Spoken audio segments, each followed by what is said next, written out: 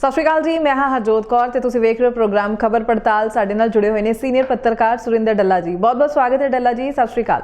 सत श्री अकाल हरजोत जी, बहुत बहुत धन्यवाद तुहाडा भी और दुनिया भर के पंजाबियों का भी बहुत धन्यवाद जी। सो बहुत खास खबर लैके एक बार फिर तो आप हाजिर होए हैं, जिहदी पूरी जानकारी जो आप सांझी जरूर करांगे ते खास तौर पर जिक्र करांगे चरणजीत चन्नी का, क्योंकि एक बार फिर तो जो पंजाब की सियासत विच उन्होंने एंट्री लई है ते की हुण उन्होंने लैके असीं समीकरण अग्गों ते देख सकते हैं। नाल जिक्र हरसिमरत कौर बादल का भी करांगे, जिन्हों ने पार्लीमेंट विच मुख मंत्री भगवंत मान नूं खूब भंडिया है, किन्हां गल्लां दे उपर भंडिया है, वो भी जरूर दर्शकों नाल जानकारी सांझी करनी है। ते राघव चड्ढा ने भी पार्लीमेंट विच चीन नाल जिहड़ा काम व्यापार करन तो बंद करन दी गल जो रखी है, चर्चा उससे भी करनी बनती है। इसके अलावा होर भी कई खबरां ने डल्ला जी, जिससे आप चर्चा अज करांगे। पर सब तो पहला जो खास खबर जिससे चर्चा करनी बनती है कि चरणजीत सिंह चन्नी पंजाब के साबका मुख मंत्री अमरीका तो वापस आ गए ने, मुड़ तो जो है पंजाब की सियासत विच हुण नज़र भी आ रहे ने।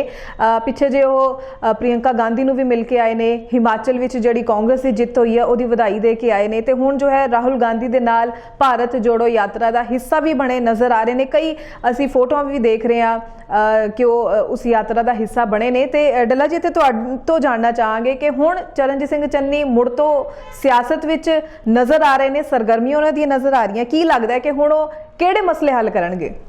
देखो, सवाल तो यह बहुत वड्डा है, क्योंकि पहला भी चरणजीत चन्नी के नाँ ते पूरी एक इश्तिहारबाजी की कंपेन चली सी। घर घर चली गल चन्नी करदा मसले हल, पर वड्डा मसला चन्नी हल नहीं कर सके। पंजाब च कांग्रेस की सरकार नहीं बना सके। वो मुख मंत्री का चेहरा सी।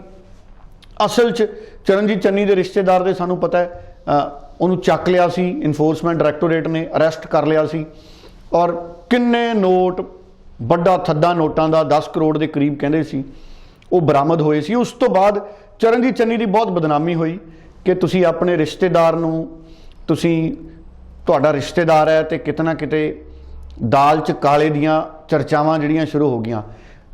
पर मैं तुहानूं ये दस देवां, भावें कांग्रेस हार गई, चरणजीत चन्नी होना नूं पंजाब छड्ड के अमरीका नहीं सी जाना चाहिए। जदों सरकार तुहाडी नहीं बनी, कांग्रेस तुहाडी हार गई, अपनी पार्टी का ख्याल रखो। माँ पार्टी हुंदी है, अपनी पार्टी का ख्याल रखो। माड़े टाइम ते पार्टी के लीडरां दे नाल खड़ो। हुण तुसीं देखो, चन्नी तो चले गए अमरीका, पिछों किन्नियां दी विजिलेंस जांच शुरू हो गई, किन्ने अरैसट हो गए, किन्ने कांग्रेस के लीडर फरार ने। हालांकि मैनूं डर इस गल का भी है, राघव चड्ढा होनी, भगवंत मान होनी, जदों सरकार नहीं सी बनी, चरणजीत चन्नी ते बहुत गंभीर इल्जाम लाउंदे सी हरजोत जी। चरणजीत चन्नी मैनूं नहीं पता किवें उन्हां इल्जामां नूं सहंदे ने। चरणजीत चन्नी ते बहुत गंभीर इल्जाम लाउंदे सी उन्हां दे हलके दे विच रेत माफिया नूं लैके। देखो, कई लोगों को चरणजीत चन्नी उदों क्लीन चिटां भी दिंदे रहे जदों मुख मंत्री सी, पर हुण मैनूं लगदा चुनौतियां चरणजीत चन्नी दियां घटियां नहीं। जिद्दां ही चरणजीत चन्नी मुड़िया है, मैनूं लगदा भगवंत मान की सरकार च जिहड़े चरणजीत चन्नी दे विरोधी ने उन्हां दे कन्न खड़े हो गए हुणे भी लो भी चरणजीत चन्नी आ गया। हुण जिहड़े उदों कहंदे सी भी जे साडी सरकार आ गई असीं चरणजीत चन्नी दा आ कर दांगे, चरणजीत चन्नी दा आ कर दांगे, उदों कहंदे सी, इल्जाम लाउंदे सी चरणजीत चन्नी ते। हुण पता लगूगा भी की आम आदमी पार्टी के लीडरां दे इल्जामां च दावियां च कोई दम सी या फोके फैंटर मारदे सी, हुण पता लगूगा। पर एक गल है, भगवंत मान की सरकार ने कई लीडर कांग्रेस के कोई विजिलेंस की जांच करती, किसी ते परचा पाता, कई अंदर देते, कई तो मैनूं लगदा कांग्रेस ही छड्ड के बीजेपी च चले गए। अच्छा, एक अद्धे नूं कहंदे बीजेपी वाले ने भी नहीं लिया, कहंदे उन्हां नूं शक इन्ना ज़्यादा सी उन्होंने भी नहीं लिया।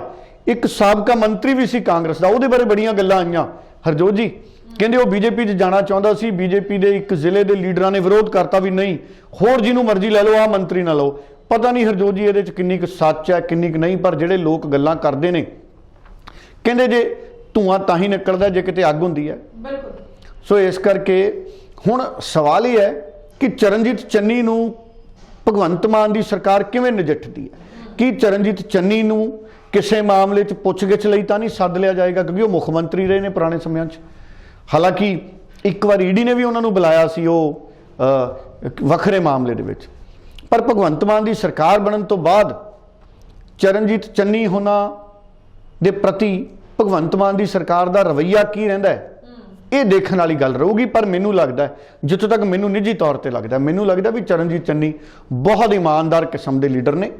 ਮੈਨੂੰ ਨਹੀਂ ਲੱਗਦਾ ਕਿ ਚਰਨਜੀਤ ਚੰਨੀ ਤੇ ਕੋਈ ਜਾਂਚ ਹੋ ਸਕਦੀ ਹੈ, ਕਿਉਂਕਿ ਅਤ ਇਮਾਨਦਾਰ ਕਿਸਮ ਦੇ ਲੀਡਰ ਮੰਨੇ ਜਾਂਦੇ ਨੇ ਚਰਨਜੀਤ ਚੰਨੀ।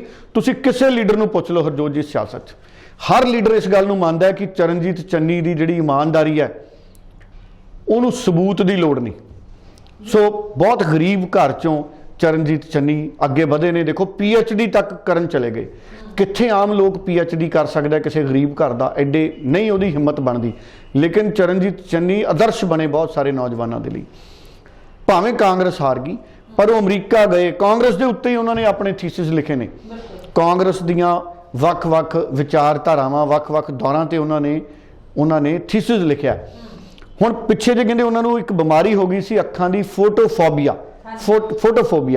ਸੋ ਰੱਬ ਸੁੱਖ ਰੱਖੇ, ਮੈਨੂੰ ਲੱਗਦਾ ਠੀਕ ਹੋ ਗਈ ਹੋਣੀ ਹੈ ਬਿਮਾਰੀ ਤਾਂ, ਪਰ ਹੁਣ ਆ ਗਏ ਵਾਪਸ। ਦੇਖੋ ਆਉਂਦੇ ਹੀ ਸਰਗਰਮ ਹੋ ਗਏ ਚਰਨਜੀਤ ਚੰਨੀ। ਭਾਵੇਂ ਹਾਰਨ ਤੋਂ ਬਾਅਦ ਜ਼ਿਆਦਾ ਸਰਗਰਮ ਨਹੀਂ ਸੀ ਨਜ਼ਰ ਆਏ। ਜਿੱਦਣ ਭਾਰਤ ਭੂਸ਼ਣ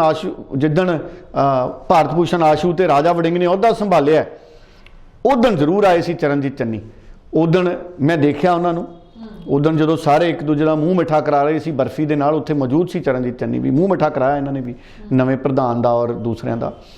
ਹੁਣ ਕੱਲ ਮਲਿਕ ਅਰਜੁਨ ਖੜਗੇ ਨੂੰ ਮਿਲਿਆ ਏ, ਪਹਿਲਾਂ ਬੀਬੀ ਪ੍ਰਿੰਕਾ ਗਾਂਧੀ ਨੂੰ ਮਿਲੇ, ਸਰਗਰਮ ਹੋ ਗਏ ਆਉਂਦੇ। ਹੁਣ ਨਾਲ ਦੀ ਨਾਲ ਚਰਨਜੀਤ ਚੰਨੀ ਸਾਹਿਬ ਰਾਹੁਲ ਗਾਂਧੀ ਦੀ ਭਾਰਤ ਜੋੜੋ ਯਾਤਰਾ 'ਚ ਚਲੇ ਗਏ। ਉੱਥੇ ਕਾਫੀ ਦੇਰ ਉਹਨਾਂ ਨਾਲ ਪੈਦਲ ਚੱਲੇ। ਸੋ ਸਰਗਰਮ ਤਾਂ ਸਿਆਸਤ 'ਚ ਹੋ ਗਏ ਨੇ ਚਰਨਜੀਤ ਚੰਨੀ। ਹੁਣ ਕਿਸ ਤਰ੍ਹਾਂ ਪੰਜਾਬ ਦੀ ਸਿਆਸਤ ਦੇ ਵਿੱਚ ਉਹ ਅੱਗੇ ਵਧਦੇ ਨੇ, ਕਿਉਂਕਿ ਹੁਣ ਪਾਰਲੀਮੈਂਟ ਦੀਆਂ ਚੋਣਾਂ ਵੀ ਆ ਰਹੀਆਂ ਨੇ। ਹੁਣ ਇਹ ਵੀ ਹੋ ਸਕਦਾ ਹੈ ਕਿ ਚਰਨਜੀਤ ਚੰਨੀ ਨੂੰ, ਦੇਖੋ ਕਿਉਂਕਿ ਕਾਂਗਰਸ ਪਾਰਟੀ ਨੂੰ ਭਰੋਸਾ ਬਹੁਤ ਹੈ ਚਰਨਜੀਤ ਚੰਨੀ ਤੇ, ਰਾਹੁਲ ਗਾਂਧੀ ਨੂੰ ਬਹੁਤ ਜ਼ਿਆਦਾ ਭਰੋਸਾ ਹੈ, ਬੀਬੀ ਸੋਨੀਆ ਗਾਂਧੀ ਨੂੰ ਬਹੁਤ ਜ਼ਿਆਦਾ ਭਰੋਸਾ ਹੈ, ਨਵਜੋਤ ਸਿੰਘ ਸਿੱਧੂ ਨੂੰ ਪਿੱਛੇ ਕਰਕੇ ਚਰਨਜੀਤ ਚੰਨੀ ਨੂੰ ਅੱਗੇ ਕਾਂਗਰਸ ਨੇ ਲਿਆਂਦਾ ਵੀ ਜੋ ਮਰਜ਼ੀ ਹੋ ਜਾਏ ਚਰਨਜੀਤ ਚੰਨੀ ਸਾਡੀ ਸਰਕਾਰ ਬਣਾ ਦੂ ਪੰਜਾਬ 'ਚ ਕਾਂਗਰਸ ਦੀ। ਚਲੋ ਕੋਈ ਗੱਲ ਨਹੀਂ ਜੇ ਪੰਜਾਬ 'ਚ ਸਰਕਾਰ ਨਹੀਂ ਬਣੀ। ਹੁਣ 2024 ਲਈ ਦੇਖੋ ਰਾਹੁਲ ਗਾਂਧੀ ਮੈਨੂੰ ਲੱਗਦਾ ਵੱਡੀ ਉਮੀਦ ਚਰਨਜੀਤ ਚੰਨੀ ਤੋਂ ਕਰ ਸਕਦੇ ਨੇ। ਮੈਨੂੰ ਤਾਂ ਹਰਜੋਤ ਜੀ ਇਹ ਲੱਗਦਾ ਕਿ ਕਾਂਗਰਸ ਪਾਰਟੀ ਚਰਨਜੀਤ ਚੰਨੀ ਨੂੰ ਮੈਂਬਰ ਪਾਰਲੀਮੈਂਟ ਦੀ ਟਿਕਟ ਦੇ ਸਕਦੀ ਹੈ MP ਦੀ।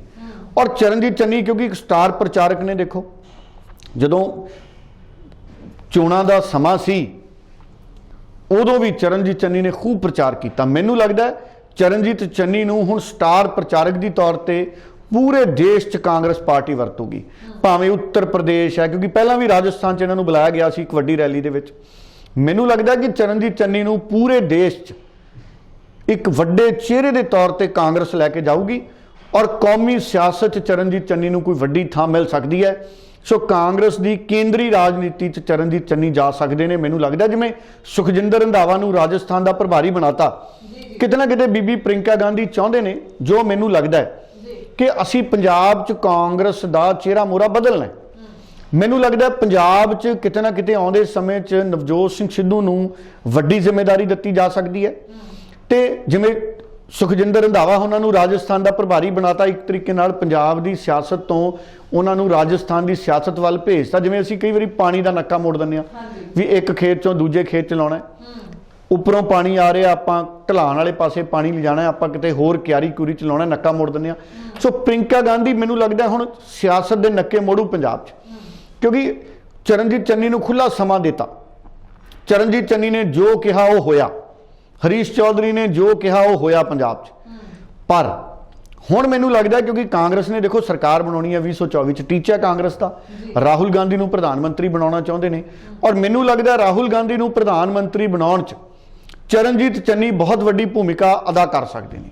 ਸੋ ਇਸ ਕਰਕੇ ਮੇਰਾ ਤਾਂ ਮਨ ਇਹ ਕਹਿੰਦਾ ਹਰਜੋਤ ਜੀ ਕਿ ਚਰਨਜੀਤ ਚੰਨੀ ਵਰਗੇ ਇਮਾਨਦਾਰ, ਤਜਰਬੇਕਾਰ, ਮਿੱਠ ਬੋਲੜੇ ਲੀਡਰ ਦੀਆਂ ਸੇਵਾਵਾਂ ਕਾਂਗਰਸ ਪਾਰਟੀ ਕੌਮੀ ਪੱਧਰ ਤੇ ਲਊਗੀ ਔਰ ਕੌਮੀ ਸੰਗਠਨ 'ਚ ਮੈਨੂੰ ਲੱਗਦਾ ਚਰਨਜੀਤ ਚੰਨੀ ਨੂੰ ਕੋਈ ਵੱਡੀ ਭੂਮਿਕਾ ਮਿਲ ਸਕਦੀ ਹੈ। ਸੋ ਮੈਨੂੰ ਦਿਲੋਂ ਮੁਬਾਰਕਬਾਦ ਮੈਂ ਦਿੰਦਾ ਚਰਨਜੀਤ ਚੰਨੀ ਨੂੰ। ਦੋ ਵੱਡੇ ਫੈਸਲੇ ਚਰਨਜੀਤ ਚੰਨੀ ਦੇ ਮੈਨੂੰ ਯਾਦ ਹੈ। ਚੰਨੀ ਔਰ ਨਵਜੋਤ ਸਿੰਘ ਸਿੱਧੂ ਇਕੱਠਿਆਂ ਨੇ ਸਾਂਝ ਪਾ ਕੇ ਮੈਨੂੰ ਲੱਗਦਾ ਉਹ ਫੈਸਲੇ ਕੀਤੇ ਸੀ। ਇੱਕ ਤਾਂ 3 ਰੁਪਏ ਬਿਜਲੀ ਦੀ ਸਬਸਿਡੀ ਦਿੱਤੀ ਸੀ। ਪੰਜਾਬ ਦੀ ਕੋਈ ਸਰਕਾਰ ਐਡਾ ਵੱਡਾ ਕੰਮ ਨਹੀਂ ਕਰ ਸਕੀ ਪਿਛਲੇ ਸਮੇਂ 'ਚ। ਪ੍ਰਕਾਸ਼ ਸਿੰਘ ਬਾਦਲ ਨੇ ਜ਼ਰੂਰ ਮੁਫਤ ਬਿਜਲੀ ਕੀਤੀ ਸੀ ਕਿਸਾਨਾਂ ਦੀ, ਉਹ ਤਾਂ ਬਹੁਤ ਹੀ ਵੱਡਾ ਕੰਮ ਸੀ ਪ੍ਰਕਾਸ਼ ਸਿੰਘ ਬਾਦਲ ਦਾ, ਉਹ ਤਾਂ ਕੋਈ ਕਰ ਹੀ ਨਹੀਂ ਸਕਦਾ ਕਿਉਂਕਿ ਕਿਸਾਨਾਂ ਨੂੰ ਮੁਫਤ ਬਿਜਲੀ ਬਾਦਲ ਨਹੀਂ ਕਰਤੀ, ਹੋਰ ਹੁਣ ਕੋਈ ਕੀ ਕਰੂਗਾ।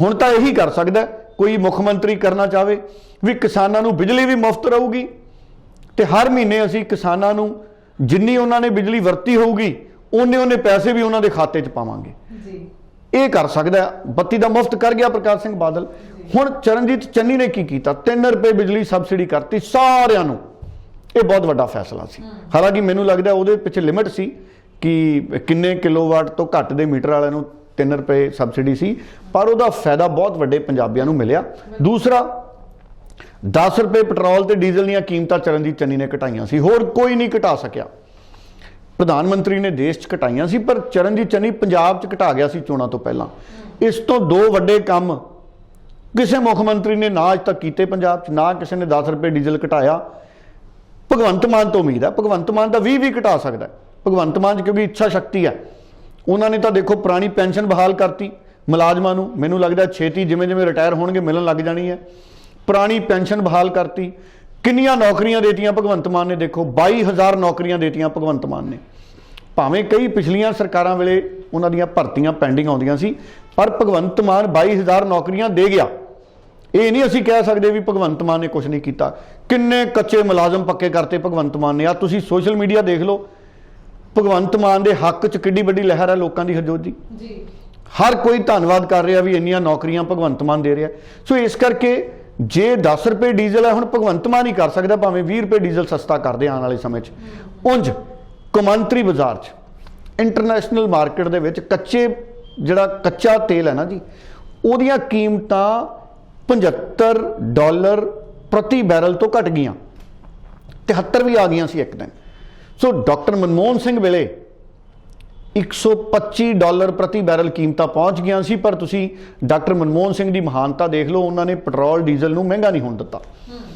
ਹੁਣ ਮੋਦੀ ਸਾਹਿਬ ਲਈ ਇਹ ਬਹੁਤ ਵੱਡਾ ਚੈਲੰਜ ਹੈ ਕਿ ਮੋਦੀ ਸਾਹਿਬ ਪੈਟਰੋਲ ਤੇ ਡੀਜ਼ਲ ਦੀਆਂ ਕੀਮਤਾਂ ਕਿੰਨੀਆਂ ਘਟਾਉਂਦੇ ਨੇ ਤੇ ਜੇ ਕੇਂਦਰ ਘਟਾਉਂਦਾ ਹੈ ਤਾਂ ਸੂਬਾ ਕਿੰਨਾ ਘਟਾਉਂਦਾ ਹੈ ਭਗਵੰਤ ਮਾਨ ਕਿੰਨੀਆਂ ਕੀਮਤਾਂ ਘਟਾਉਣਗੇ ਆਉਂਦੇ ਦਿਨਾਂ 'ਚ ਪੈਟਰੋਲ ਡੀਜ਼ਲ ਦੀਆਂ ਇਹ ਬੜੀ ਉਮੀਦ ਸਾਨੂੰ ਰਹੂਗੀ ਭਗਵੰਤ ਮਾਨ ਦੀ ਸਰਕਾਰ ਤੋਂ ਕਿਉਂਕਿ ਹਮੇਸ਼ਾ ਆਮ ਆਦਮੀ ਪਾਰਟੀ ਦੀ ਸਰਕਾਰ ਚਾਹੁੰਦੀ ਹੈ ਕਿ ਅਸੀਂ ਲੋਕਾਂ ਨੂੰ ਵੱਧ ਤੋਂ ਵੱਧ ਸਹੂਲਤਾਂ ਦਈਏ ਤੁਸੀਂ ਦੇਖੋ ਇਸ਼ਤਿਹਾਰਾਂ ਦੇ ਬੋਰਡ ਲੱਗ ਗਏ ਪੰਜਾਬ 'ਚ 86% ਲੋਕਾਂ ਦੇ ਬਿਜਲੀ ਦੇ ਬਿੱਲ ਹੀ ਨਹੀਂ ਆਏ ਮੀਟਰ ਦਾ ਕਿਰਾਇਆ ਹੀ ਨਹੀਂ ਆਇਆ ਜੀ ਜ਼ੀਰੋ ਬਿੱਲ ਆ ਗਏ ਮੈਂ ਤਾਂ ਹੈਰਾਨ ਆਉ ਭਾਈ ਜਿਹੜਾ ਕਾਗਜ਼ ਭੇਜਦੇ ਹੋ ਉਹਦਾ ਬਿੱਲ ਹੀ ਲੈ ਲਓ ਜਿਹੜੇ ਕਾਗਜ਼ ਤੇ ਬਿੱਲ ਛਪ ਕੇ ਆਉਂਦਾ ਹੈ ਉਹਦਾ ਹੀ ਬਿੱਲ ਲੈ ਲਓ ਕੁਛ ਤਾਂ ਲੈ ਲਓ ਕੋਈ 50 ਪੈਸੇ 60 ਪੈਸੇ 70 ਪੈਸੇ ਜਮਾ ਮੁਫਤ ਕਰਤਾ ਜੀ ਬਿੱਲ ਹੀ ਨਹੀਂ ਆ ਰਹੇ 86% ਲੋਕਾਂ ਦੇ ਔਰ ਜਨਵਰੀ 'ਚ ਉਹਨਾਂ ਨੇ ਦਾਅਵਾ ਕੀਤਾ 92% ਲੋਕਾਂ ਦੇ ਬਿੱਲ ਨਹੀਂ ਆਉਣੇ ਸੋ ਜੇ 20 ਰੁਪਏ ਡੀਜ਼ਲ ਤੇ ਪੈਟਰੋਲ ਦੀ ਕੀਮਤ ਪੰਜਾਬ 'ਚ ਘਟ ਸਕਦੀ ਸਿਰਫ ਭਗਵੰਤ ਮਾਨ ਘਟਾ ਸਕਦੇ ਨੇ ਹਰਜੋਤ ਜੀ ਹੋਰ ਕਿਸੇ ਦੇ ਵੱਸ 'ਚ ਮੈਨੂੰ ਗੱਲ ਲੱਗਦੀ ਨਹੀਂ ਬਾਕੀ ਚਰਨਜੀਤ ਚੰਨੀ ਨੂੰ ਸ਼ੁਭ ਕਾਮਨਾਵਾਂ ਚਰਨਜੀਤ ਚੰਨੀ ਦਾ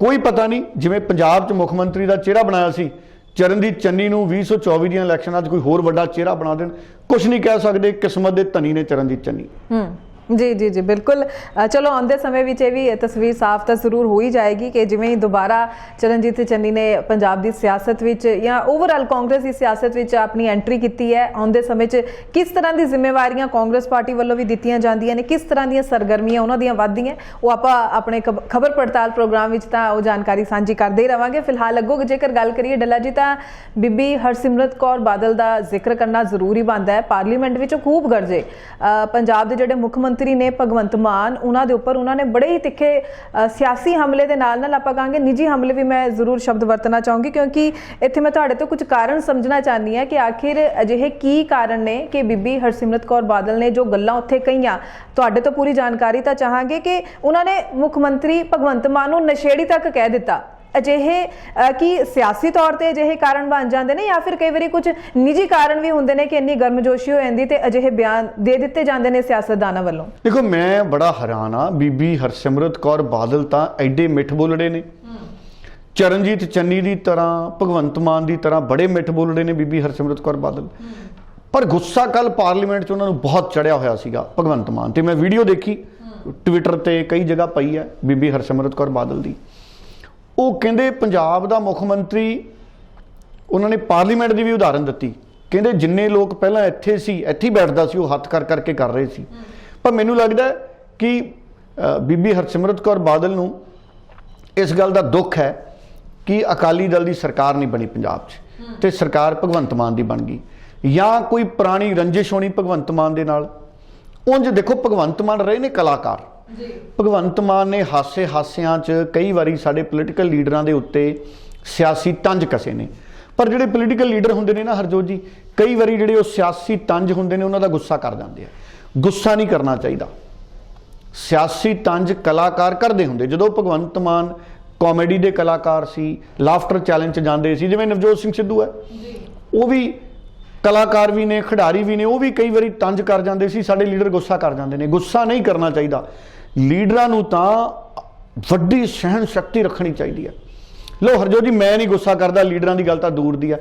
ਕਈ ਵਾਰੀ ਕਮੈਂਟਾਂ 'ਚ ਕਿੰਨਾ ਕੁਝ ਮੈਨੂੰ ਲਿਖ ਦਿੰਦੇ ਨੇ ਆਪਣੇ ਪੰਜਾਬ ਦੇ ਸਤਿਕਾਰਯੋਗ ਪੰਜਾਬੀ, ਉਹਨਾਂ ਦਾ ਮਨ ਹੌਲਾ ਹੋ ਜਾਂਦਾ। ਦੇਖੋ, ਵਿਚਾਰਕ ਮਤਭੇਦ ਤਾਂ ਹੁੰਦੇ ਆ ਨਾ, ਮੇਰੀ ਆਪਣੀ ਵਿਚਾਰਧਾਰਾ ਹੈ, ਸਾਰਿਆਂ ਦੀ ਆਪਣੀ ਵਿਚਾਰਧਾਰਾ ਹੈ। ਸਾਡੀ ਸਾਰਿਆਂ ਦੀ ਵਿਚਾਰਧਾਰਾ ਲਗਭਗ 99% ਇੱਕੋ ਜਿਹੀ ਹੁੰਦੀ। ਕੋਈ 1% ਹੀ ਕਿਸੇ ਵਿਸ਼ੇ ਤੇ ਅਸੀਂ ਇੱਧਰ ਉੱਧਰ ਸਾਡੀ ਵਿਚਾਰਧਾਰਾ ਹੁੰਦੀ ਹੈ। ਉਹਦੇ ਤੇ ਕਈ, ਚਲੋ ਕਿਸੇ ਮੇਰੇ ਪੰਜਾਬੀ ਵੀਰ ਦਾ ਇਹਦੇ ਨਾਲ ਮਨ ਹਲਕਾ ਹੁੰਦਾ ਹੈ ਤੇ ਕੀ ਦਿੱਕਤ ਹੈ। ਇਸੇ ਤਰ੍ਹਾਂ ਲੀਡਰ ਨੇ, ਭਾਵੇਂ ਭਗਵੰਤ ਮਾਨ ਸੀ, ਭਾਵੇਂ ਨਵਜੋਤ ਸਿੰਘ ਸਿੱਧੂ ਸੀ, ਕਈ ਵਾਰੀ ਉਹ ਤਿੱਖਾ ਬੋਲ ਕੇ ਮਨ ਹੌਲਾ ਕਰ ਲੈਂਦੇ ਸੀ ਆਪਣਾ। ਸੋ ਇਸ ਕਰਕੇ ਸਿਆਸੀ ਲੀਡਰਾਂ ਨੂੰ ਗੁੱਸਾ ਨਹੀਂ ਕਰਨਾ ਚਾਹੀਦਾ। ਹੁਣ ਜਿਵੇਂ ਬੀਬੀ ਹਰਸਿਮਰਤ ਕੌਰ ਬਾਦਲ ਨੇ ਮਨ ਹੌਲਾ ਕੀਤਾ, ਭਗਵੰਤ ਮਾਨ ਨੂੰ ਵੀ ਨਹੀਂ ਗੁੱਸਾ ਕਰਨਾ ਚਾਹੀਦਾ। ਫਿਰ ਕੀ ਹੋ ਗਿਆ ਜੇ ਬੀਬੀ ਹਰਸਿਮਰਤ ਕੌਰ ਬਾਦਲ ਨੇ ਨਸ਼ੇੜੀ ਕਹਿਤਾ? ਇਹ ਕਹਿਣਾ ਨਹੀਂ ਸੀ ਚਾਹੀਦਾ ਬੀਬੀ ਹਰਸਿਮਰਤ ਕੌਰ ਬਾਦਲ ਨੂੰ, ਪਰ ਸਾਡੀ ਸਿਆਸਤ ਹੈ, ਲੀਡਰ ਕਈ ਵਾਰੀ ਭਾਵੁਕ ਹੋ ਜਾਂਦੇ। ਪਾਰਲੀਮੈਂਟ 'ਚ ਬੀਬੀ ਹਰਸਿਮਰਤ ਕੌਰ ਬਾਦਲ ਖੜੇ ਸੀ, ਉਹ ਕਹਿੰਦੇ ਭਗਵੰਤ ਮਾਨ ਉੱਥੇ ਬਹਿੰਦਾ ਸੀ, ਉਹਦੇ ਖਿਲਾਫ ਲਿਖ ਕੇ ਦੇਤਾ। ਕੋਈ ਗੱਲ ਨਹੀਂ ਬੀਬੀ ਹਰਸਿਮਰਤ ਕੌਰ ਬਾਦਲ ਜੀ, ਉਂਝ ਮੈਂ ਨਾਂ ਨਹੀਂ ਕਿਸੇ ਦਾ ਲੈਂਦਾ, ਬੜੇ ਸਾਡੇ ਪੰਜਾਬ 'ਚ ਵੱਡੇ ਵੱਡੇ ਲੀਡਰ ਨੇ ਹਰਜੋਤ ਜੀ। ਇੱਕ ਮੁੱਖ ਮੰਤਰੀ ਵੀ ਹੈ, ਕਈ ਵਾਰੀ ਮੁੱਖ ਮੰਤਰੀ ਬਣ ਗਿਆ, ਉਹਦੇ ਬਾਰੇ ਵੀ ਪੰਜਾਬ ਦੇ ਲੋਕ ਬੜਾ ਕੁਝ ਕਹਿੰਦੇ ਨੇ ਵੀ ਸਵੇਰੇ ਹੀ ਉਹ ਬ੍ਰੇਕਫਾਸਟ ਕਰ ਲੈਂਦੇ ਨੇ। ਸਾਰੇ ਹੀ ਕਰਦੇ ਬ੍ਰੇਕਫਾਸਟ ਭਾਈ, ਕਿਸੇ ਨੂੰ ਕੀ ਇਤਰਾਜ਼ ਹੈ ਕਿਸੇ ਦੇ ਬ੍ਰੇਕਫਾਸਟ ਕਰਨ ਤੋਂ? ਮੈਂ ਨਾਂ ਨਹੀਂ ਲੈਂਦਾ ਕਿਸੇ ਦਾ, ਪਰ ਮੈਨੂੰ ਲੱਗਦਾ ਹੈ ਕਿ ਲੀਡਰਾਂ ਨੂੰ ਲੋਕ ਕਹਿੰਦੇ ਹੀ ਨੇ। ਗੁੱਸਾ ਨਹੀਂ ਕਰਨਾ ਚਾਹੀਦਾ। ਐਵੇਂ ਆਪਾਂ ਕਿਸੇ ਨੂੰ ਕਿਉਂ ਨਸ਼ੇੜੀ ਕਹਿਣਾ? ਬੀਬੀ ਹਰਸਿਮਰਤ ਕੌਰ ਬਾਦਲ ਜੀ, ਤੁਸੀਂ ਐਡੇ ਸਤਿਕਾਰਯੋਗ ਆ। ਹਾਂ, ਭਗਵੰਤ ਮਾਨ ਨੇ ਸਿਆਸੀ ਹਮਲੇ ਬਹੁਤ ਕੀਤੇ ਅਕਾਲੀ ਦਲ ਤੇ, ਸੁਖਬੀਰ ਬਾਦਲ ਤੇ, ਪ੍ਰਕਾਸ਼ ਸਿੰਘ ਬਾਦਲ ਤੇ, ਹਰਸਿਮਰਤ ਕੌਰ ਬਾਦਲ ਤੇ। ਆ ਗਹਿਣਿਆਂ ਗੁਣਿਆਂ ਵਾਲਾ ਵੀ ਬਿਆਨ ਮੇਰਾ ਖਿਆਲ ਹੈ ਆ ਸੋਸ਼ਲ ਮੀਡੀਆ ਦੇ ਤੇ ਪਹਿਲਾਂ ਤੁਰਿਆ ਫਿਰਦਾ ਸੀਗਾ। ਫਿਰ ਅਸੀਂ ਕਹਿ ਸਕਦੇ ਹਾਂ ਸ਼ਾਇਦ ਉਹੀ ਬਿਆਨ ਉਹਨਾਂ ਦਾ ਦਿਲ ਨੂੰ ਲੱਗ ਗਿਆ ਹਰਸਿਮਰਤ ਕੌਰ ਬਾਦਲ ਦੇ। ਨਹੀਂ, ਗੁੱਸਾ ਕਈ ਵਾਰੀ ਆ ਜਾਂਦਾ ਲੀਡਰਾਂ ਨੂੰ, ਪਰ ਮੈਨੂੰ ਲੱਗਦਾ ਦੇਖੋ, ਪਾਰਲੀਮੈਂਟ ਸਾਡਾ ਬਹੁਤ ਵੱਡਾ ਸਦਨ ਹੈ। ਬੀਬੀ ਹਰਸਿਮਰਤ ਕੌਰ ਬਾਦਲ ਇਹਦੀ ਬਜਾਏ ਫਿਰ ਪੰਜਾਬ ਦੇ ਮੁੱਦਿਆਂ ਤੇ ਆ ਜਾਂਦੇ, ਫਿਰ ਪੰਜਾਬ ਦੇ ਮੁੱਦਿਆਂ ਤੇ ਆ ਜਾਂਦੇ ਤੇ ਜ਼ਿਆਦਾ ਸੰਤੁਸ਼ਟੀ ਮਿਲਣੀ ਸੀ। ਚਲੋ ਬਾਕੀ ਹਰਜੋਤ ਜੀ, ਕਈ ਵਾਰੀ ਮਨ ਹੌਲਾ ਕਰਨਾ ਹੁੰਦਾ, ਭਗਵੰਤ ਮਾਨ ਵੀ ਕਰਦਾ ਰਿਹਾ ਹੌਲਾ।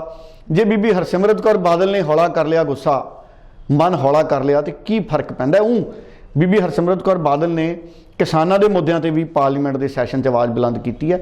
ਸੋ ਉਹਨਾਂ ਦਾ ਧੰਨਵਾਦ। ਉਹਨਾਂ ਨੇ ਕਿਹਾ, ਕਹਿੰਦੇ ਕਿਸਾਨਾਂ ਦੀ, ਸੁਖਬੀਰ ਬਾਦਲ ਨੇ ਵੀ ਕਿਹਾ ਵੀ ਜਿਹੜੀ ਕਿਸਾਨਾਂ ਦੀ ਲਾਗਤ ਹੈ, ਆਮਦਨ ਤਾਂ ਦੁੱਗਣੀ ਨਹੀਂ ਹੋਈ, ਲਾਗਤ ਵੱਧ ਗਈ। ਸੋ ਇਸ ਕਰਕੇ ਇਹ ਸਿਆਸੀ ਜੰਗ ਹੈ। ਹੁਣ 2024 ਸਾਨੂੰ ਪਤਾ ਨੇੜੇ ਹੈ। ਹੁਣ ਹਰਸਿਮਰਤ ਕੌਰ ਬਾਦਲ ਮੈਂਬਰ ਪਾਰਲੀਮੈਂਟ ਨੇ ਸੰਗਰੂਰ ਤੋਂ, ਮਾਫ ਕਰਨਾ ਬਠਿੰਡੇ ਤੋਂ, ਸੁਖਬੀਰ ਬਾਦਲ ਫਿਰੋਜ਼ਪੁਰ ਤੋਂ ਨੇ। ਹੁਣ ਹਰਸਿਮਰਤ ਕੌਰ ਬਾਦਲ ਨੂੰ ਵੀ ਪਤਾ ਹੈ ਵੀ ਭਗਵੰਤ ਮਾਨ ਰੋੜਾ ਅਟਕਾਉਣਗੇ ਸਾਡੀ ਜਿੱਤ 'ਚ, ਕਿਉਂਕਿ ਮੁਕਾਬਲਾ ਸਖਤ ਹੋਣਾ ਹੈ। ਉਂਝ ਮੈਂ ਤੁਹਾਨੂੰ ਦੱਸ ਦਿੰਦਾ ਹਰਜੋਤ ਜੀ, ਇਸ ਵਾਰ ਇੱਕ ਨਵਾਂ ਨਕੋਰ ਚਿਹਰਾ ਬਠਿੰਡੇ ਤੋਂ ਉਮੀਦਵਾਰ ਬਣ ਸਕਦਾ ਹੈ। ਨਵਾਂ ਨਕੋਰ ਚਿਹਰਾ, ਅੱਜ ਕੱਲ ਬੜੀਆਂ ਚਰਚਾਵਾਂ ਨੇ, ਮੈਂ ਨਾਂ ਨਹੀਂ ਉਹਨਾਂ ਦਾ ਲੈਂਦਾ, ਪਰ ਜੇ ਕਿਤੇ ਉਹ ਨਵਾਂ ਨਕੋਰ ਚਿਹਰਾ, ਉਹ ਬੜੇ ਸਤਿਕਾਰਯੋਗ ਨੇ, ਸਾਡੇ ਬਜ਼ੁਰਗ ਨੇ, ਅਗਰ ਉਹ ਚਿਹਰਾ ਬਠਿੰਡੇ 'ਚ ਚੋਣਾਂ 'ਚ ਆ ਗਿਆ ਤੇ ਅਕਾਲੀ ਦਲ ਨੂੰ ਬਹੁਤ ਵੱਡੀ ਚੁਣੌਤੀ ਦਾ ਸਾਹਮਣਾ ਕਰਨਾ ਪਊਗਾ ਭਾਈ। ਪਰ ਆਉਂਦੇ ਦਿਨਾਂ 'ਚ ਮੈਂ ਨਾਂ ਲਊਂਗਾ ਜ਼ਰੂਰ, ਹਜੇ ਮੈਂ ਨਾਂ ਨਹੀਂ ਲੈਂਦਾ। ਬਹੁਤ ਲੋਕਾਂ ਨੂੰ ਸੰਕੇਤ ਮਿਲ ਗਏ ਭਾਈ, ਕੌਣ ਖੜ ਸਕਦਾ ਐਤਕੀ ਬਠਿੰਡੇ 'ਚੋਂ, ਕਿਸ ਪਰਿਵਾਰ ਨੂੰ ਐਡਾ ਵੱਡਾ ਦੁੱਖ ਲੱਗਿਆ, ਆ ਸਕਦਾ ਕੋਈ ਨਾ ਕੋਈ। ਮੈਨੂੰ ਲੱਗਦਾ, ਬਾਕੀ ਤਾਂ ਉਹਨਾਂ ਦੀ ਮਰਜ਼ੀ ਆ ਭਾਈ ਪਰਿਵਾਰ ਦੀ, ਆਉਂਦਾ ਕਿ ਨਹੀਂ ਆਉਂਦਾ, ਪਰ ਲੋਕ ਚਾਹੁੰਦੇ ਨੇ ਕਿ ਉਹ ਪਰਿਵਾਰ ਆਵੇ। ਤੇ ਜੇ ਉਹ ਕਿਤੇ ਪਰਿਵਾਰ ਆ ਗਿਆ ਤੇ ਸਿਆਸੀ ਕੜਮਾਸ ਮੱਚ ਜਾਣਾ ਪੰਜਾਬ 'ਚ। ਹੁਣ ਸਵਾਲ ਇਹ ਹੈ ਵੀ ਉਹ ਕਿਹੜੀ ਪਾਰਟੀ ਵੱਲੋਂ ਆਉਂਦੇ ਨੇ, ਜਾਂ ਆਜ਼ਾਦ ਹੀ ਖੜ ਜਾਣਗੇ। ਉਹ ਪਰਿਵਾਰ 'ਚੋਂ ਜੇ ਕੋਈ ਆਜ਼ਾਦ ਵੀ ਖੜ ਗਿਆ ਹਰਜੋਤ ਜੀ, ਤੇ ਕੜਮਾਸ ਮੱਚ ਜਾਣਾ ਸਿਆਸਤ 'ਚ। ਜਿਵੇਂ ਸਿਮਰਨਜੀਤ ਸਿੰਘ ਮਾਨ ਨੇ ਇਕੱਲੇ ਨੇ ਸੰਗਰੂਰ ਜਿੱਤ ਲਿਆ, ਉਹ ਪਰਿਵਾਰ 'ਚੋਂ ਜੇ ਬੰਦਾ ਖੜ ਗਿਆ, ਉਹ ਇਕੱਲਾ ਬਠਿੰਡੇ 'ਚ ਮੁਕਾਬਲਾ ਕਰ ਦੂਗਾ ਪੂਰਾ ਵੱਡਾ। ਸੋ ਜਿਹੜੀ 24 ਹੈ ਨਾ ਐਤਕੀ, ਬਹੁਤ ਤਿੱਖੀ ਲੜਾਈ 24 ਵਾਲੀ ਹੋਣੀ ਹੈ ਹਰਜੋਤ ਜੀ। ਇੰਨਾ ਤਾਂ ਕਦੀ ਭਾਰਤ ਪਾਕਿਸਤਾਨ ਦਾ ਫਸਮਾ ਮੁਕਾਬਲਾ ਨਹੀਂ ਹੋਇਆ ਜਿੰਨਾ ਐਤਕੀ ਗਾਹ ਪੈਣਾ ਹੈ। ਮੈਨੂੰ ਦਿਖ ਰਿਹਾ। ਬਿਲਕੁਲ ਬਿਲਕੁਲ ਤੁਸੀਂ ਸਹੀ ਗੱਲ ਕਹੀ ਹੈ। ਸੋ ਆਉਣ ਵਾਲੇ ਸਮੇਂ ਵਿੱਚ ਕਈ ਤਰ੍ਹਾਂ ਦੇ ਸਮੀਕਰਨ ਬਦਲਦੇ ਵੀ ਨਜ਼ਰ ਆਣਗੇ ਤੇ ਉਹ ਸਮੀਕਰਨ ਵੀ ਅਸੀਂ ਨਾਲ ਸਾਂਝੇ ਕਰਦੇ ਰਹਾਂਗੇ ਦਰਸ਼ਕਾਂ ਦੇ ਨਾਲ। ਤੇ ਜੇਕਰ ਹੁਣ ਗੱਲ ਕਰੀਏ ਆਪਾਂ ਰਾਜ ਸਭਾ ਮੈਂਬਰ ਰਾਘਵ ਚੱਡਾ ਦੀ, ਤਾਂ ਉਹਨਾਂ ਨੇ ਵੀ ਰਾਜ ਸਭਾ ਦੇ ਵਿੱਚ ਇੱਕ ਗੱਲ ਰੱਖੀ ਹੈ ਕਿ ਚੀਨ ਦੇ ਨਾਲ ਵਪਾਰ ਬੰਦ ਕਰ ਦਿੱਤਾ ਜਾਵੇ। ਸੋ ਡੱਲਾ ਜੀ, ਤੁਸੀਂ ਇਹ ਕਿਵੇਂ ਦੇਖਦੇ ਹੋ? ਜੇ ਚੀਨ ਦੇ ਨਾਲ ਵਪਾਰ ਬੰਦ ਕਰਨ ਦੀ ਗੱਲ ਕੀਤੀ ਜਾਂਦੀ ਹੈ, ਕਿਸ ਤਰ੍ਹਾਂ ਦਾ ਬਦਲਾਅ ਹੋ ਸਕਦੇ ਆ ਉਦਯੋਗ ਦੇ ਉੱਪਰ, ਕਿਸ ਤਰ੍ਹਾਂ ਦੇ ਜਾਂ ਆਰਥਿਕਤਾ ਦੇ ਉੱਪਰ ਕਿਸ ਤਰ੍ਹਾਂ ਦੇ ਫਰਕ ਪੈ ਸਕਦੇ ਨੇ? देखो, मैनू ये लगता कि राघव चड्ढा ने देखो बड़े चंगे मसले चक्के ने। वो कहते बेअदबी ते बहस होवे पार्लीमेंट च, नवा कानून बने, बड़ी चंगी गल है।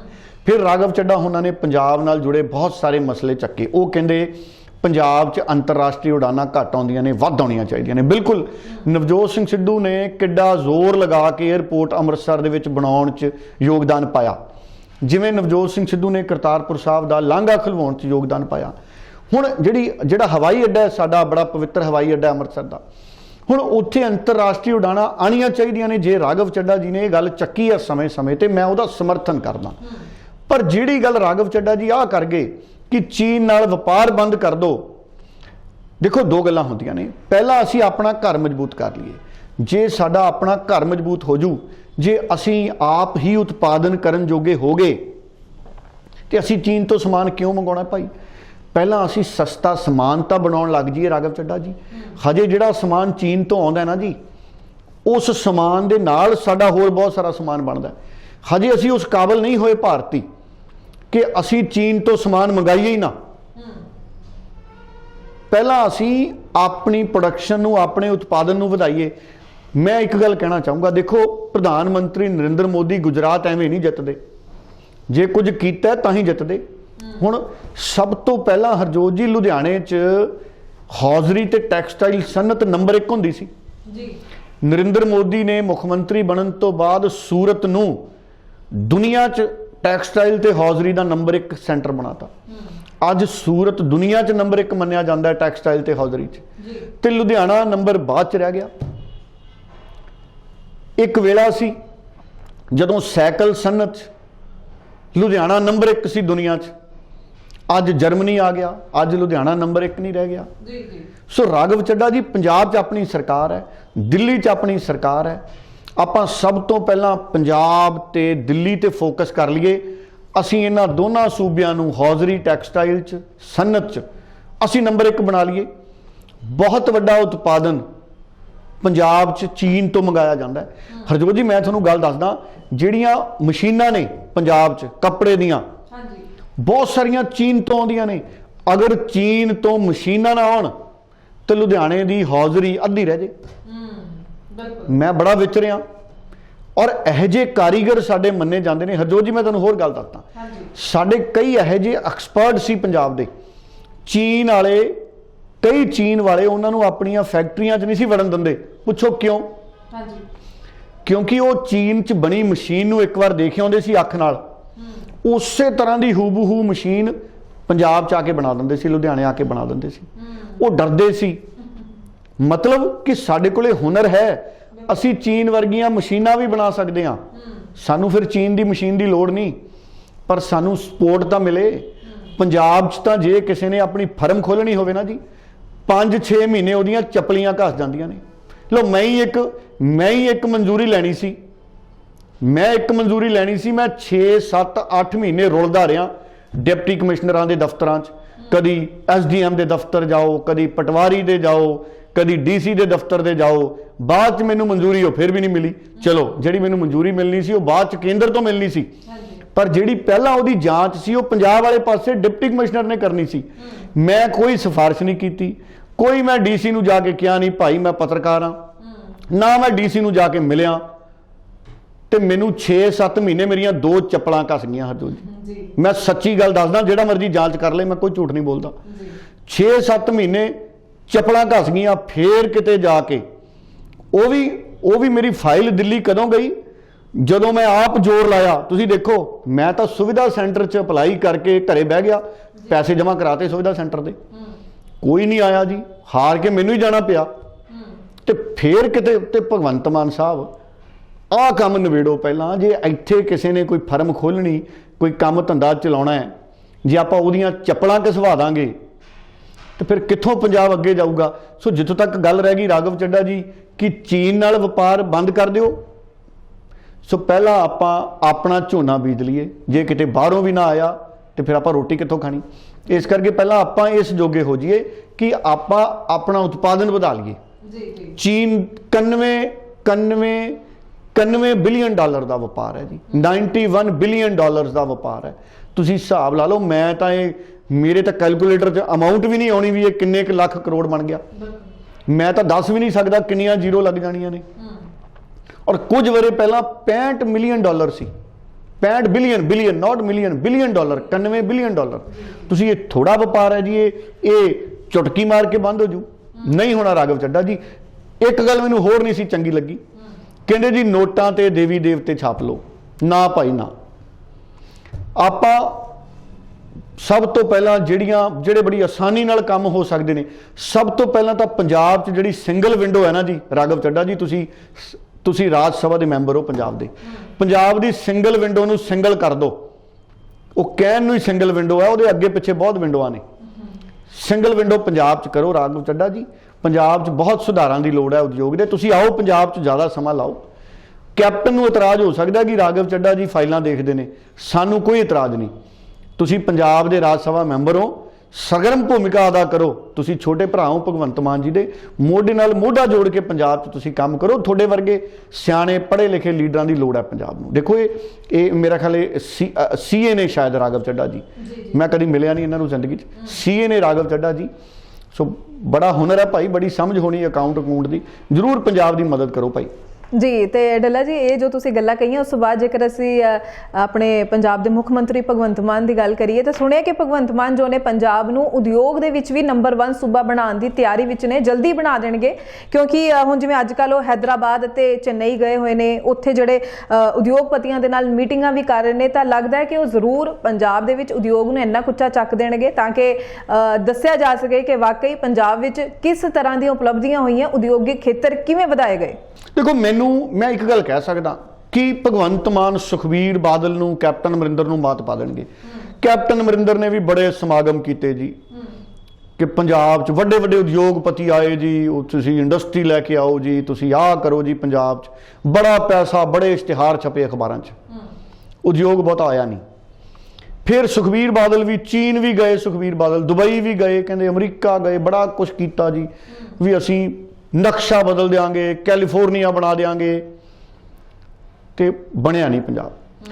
हुण भगवंत मान साहब पहले साल च निकल गए, हुण कर्नाटका चले गए जी, हैदराबाद नहीं, चेन्नई ते हैदराबाद, कर्नाटका नहीं, चेन्नई ते हैदराबाद। हुण भगवंत मान साहब चलो तुसी चंगी गल है, तुसी उद्योगपतियों नूं उत्थे मिल रहे हो, तुसी उन्हां नूं सद्दा मार रहे हो पंजाब आ जाओ। देखो पहला जे अपने पिंड च फुटबाल का मैदान बन जाए ना जी, आप टूरनामेंट तां रखते हैं हरजोत जी, NRI मैदान बना दिंदा किसी स्कूल च पैसे पूसे ला के, फिर आप टूरनामेंट रखते हैं भी भाई साडे पिंड फुटबाल है आ जाओ। फिर आप सिंगर बुक करते हैं भी आप भाई रणजीत बावे का अखाड़ा बुक किया या आप गुरदास मान नूं बुक किया। पहला पंजाब नूं तां पद्धरा करो भगवंत मान साहब। हुण तुसीं देखो जीरे की फैक्टरी का रौला देख लो, धरना नहीं निबड़िया हजे तक, तो दूसरे सूबिਆਂ ਨੂੰ ਆਪਾਂ ਕਹਿੰਦੇ ਆ ਤੁਸੀਂ ਸਾਡੇ ਪੰਜਾਬ ਚ ਆ ਕੇ ਫੈਕਟਰੀਆਂ ਲਾ ਲਓ। ਭਾਈ ਆਪਾਂ ਪਾਲਿਸੀ ਤਾਂ ਕਲੀਅਰ ਕਰ ਲਈਏ। ਹੁਣ ਸ਼ਰਾਬ ਫੈਕਟਰੀ ਵਾਲਾ ਮਸਲਾ ਅਦਾਲਤਾਂ 'ਚ ਹੈ।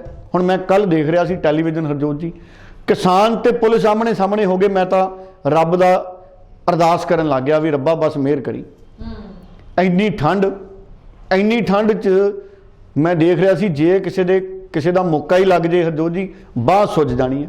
जी वो ठीक है कि ऊँ साड़ी भावें पुलिस फोर्स है, भावें साडे किसान है, देसी घ्यो खांदे ने भाई, माड़े मोटे हत्थ हुत्थ नाल उन्हां नूं फर्क कोई नहीं पैंदा, पर चंगा नहीं लगता जो कुछ पंजाब च इस फैक्टरी के आले दुआले वापर रहा है।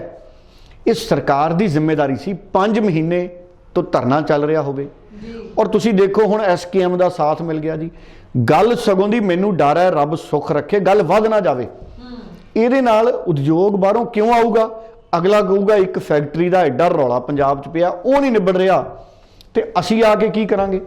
सो इस करके पंजाब च पहला असी माहौल इहो जिहा बना लीए, असी वधिया मैदान पंजाब च बना लीए, किसानां नाल पंचायतां नाल सहमतियां कर लीए, असी जगह की निशानदेही कर लीए।